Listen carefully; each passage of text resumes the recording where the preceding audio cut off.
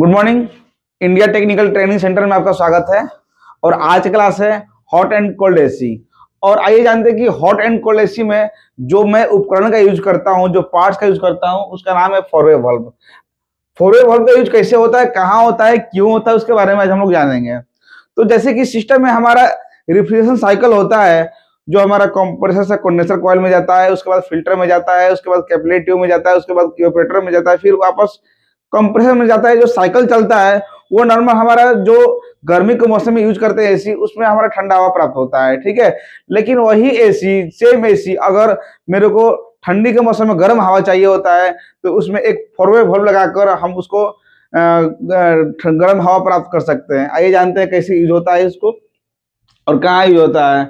तो नॉर्मल हमारा जो एसी चलता है गर्मी के मौसम में कैसे काम करता है आइए जानते हैं। ये रहा कंप्रेसर। कंप्रेसर हमारा इसमें दो लाइन होता है। एक हमारा डिस्चार्ज लाइन होता है, एक सक्शन लाइन होता है। जो डिस्चार्ज लाइन से हमारा जो रेफ्रिजरेंट निकलता है वो हाई प्रेशर और हाई टेम्परेचर में निकलता है। तो ये देख सकते हैं यहाँ से 80 से 90 डिग्री सेल्सियस में निकलता है टेम्परेचर, और हाई प्रेशर के साथ निकलता है।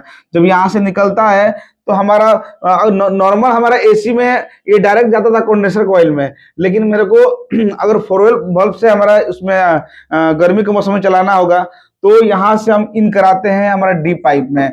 अब यहाँ से इन कराकर अब देख सकते हैं यहाँ से जा रहा है कंडेंसर कॉइल में, है ना। कंडेंसर कॉइल में अगर जाएगा, हमारा यहाँ पर हाई टेम्परेचर है तो हाई टेम्परेचर हमारा इन करेगा। इसमें लगा रहता है, पंखा लगा रहता है।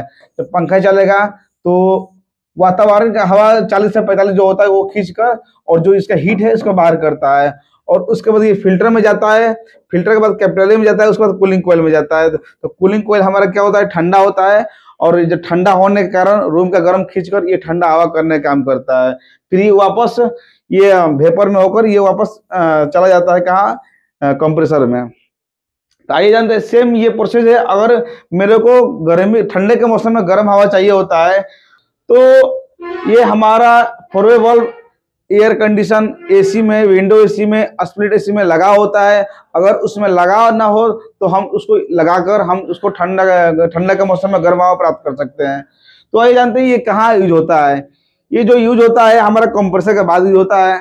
तो आइए जानते हैं काम कैसे करता है। देख, कंप्रेसर में दो लाइन होता है। एक लाइन होता है सक्शन लाइन होता है, एक डिस्चार्ज लाइन होता है। जब ये डिस्चार्ज लाइन से रेफ्रिजरेंट निकलता है तो ये 80 से 90 निकलता है, 80 से 90 डिग्री सेल्सियस निकलता है, और इसका प्रेशर हाई रहता है और टेम्परेचर भी हाई रहता है।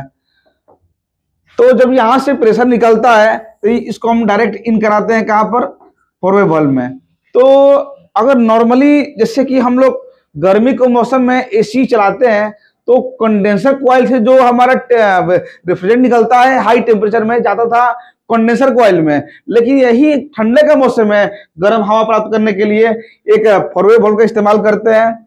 और ये यहाँ से इन जब करेंगे, ये इसका काम होता है, इसको डायरेक्शन देता है रेफ्रिजरेंट को कि कहाँ भेजना है। अगर गर्मी का मौसम है तो ये डायरेक्शन देगा कंडेंसर कॉइल में, अगर ठंडा का मौसम है ये डायरेक्शन देगा कूलिंग कॉइल में। तो जो हमारा रेफ्रिजरेंट है हाई टेम्परेचर वाला, ये अगर ठंडा के मौसम में हीट मोड पर सेट करते हैं तो जो गर्म टेम्परेचर है हमारा इसको भेजेगा इंडोर कॉइल में, इंडोर कॉइल में भेजेगा। और यहाँ पर एक ब्लोअर लगा होता है, और ब्लोअर चलने के कारण जो रूम का ठंडा हवा खींचकर उस हवा को गर्म करने का काम करता है। फिर वापस ये चला जाता है कैपिलरी से फिल्टर होते हुए चला जाता है आउटडोर में, आउटडोर से होते हुए चला जाता है आपका फिर सक्शन लाइन में चला जाता है। यही प्रोसेस बार बार होने लगता है।